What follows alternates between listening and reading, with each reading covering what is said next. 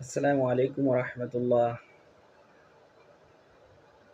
আলহামদুলিল্লাহ, পবিত্র জুমা মুবারকে সবাইকে অভিনন্দন জানাচ্ছি এই সংক্ষিপ্ত ভিডিও বার্তায়। আশা করি আপনারা সবাই নিজ নিজ অবস্থান থেকে ভালো আছেন, ভালো থাকবেন, পরিবার পরিজন নিয়ে, মা বাবা নিয়ে সুখে থাকবেন। আসি মূল কথায়। আমরা যারা পরিশ্রম করি, আমাদের পারিশ্রমিকের যে মূল্য আমরা হয়তো দিতে পারছি না, এবং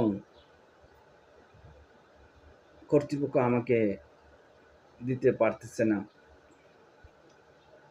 কিন্তু আমরা একটা জিনিস বুঝতে হবে, আমরা যারা পরিশ্রম করি, পারিশ্রমিকের যে বিষয়টি, সেটা যদি হালাল না হয় তাহলে আমাদের ইহকাল পরকাল সবই ধ্বংস, আমাদের আমল বরবাদ হয়ে যাবে।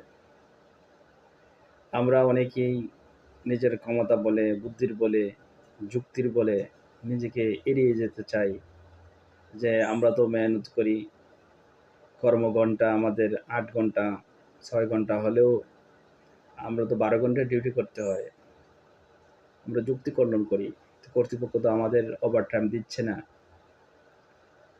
তাহলে আমরা তো কিছু ৬-৯ হয়ে যাবে, আল্লাহ মাফ করবে। কর্তৃপক্ষকে নজর এড়িয়ে আমরা ত্রুটি বিচ্যুতির মধ্যে আছি।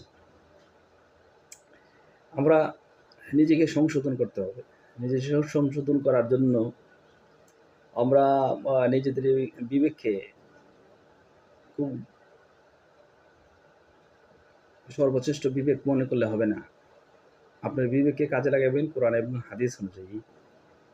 কোরআন এবং হাদিসকে আপনি সাধারণ মানুষ হিসাবে, মূর্খ মানুষ হিসাবে এবং জেনারেল শিক্ষিত মানুষ হিসাবে আপনি পুরোটা অনুধাবন করতে পারবেন না।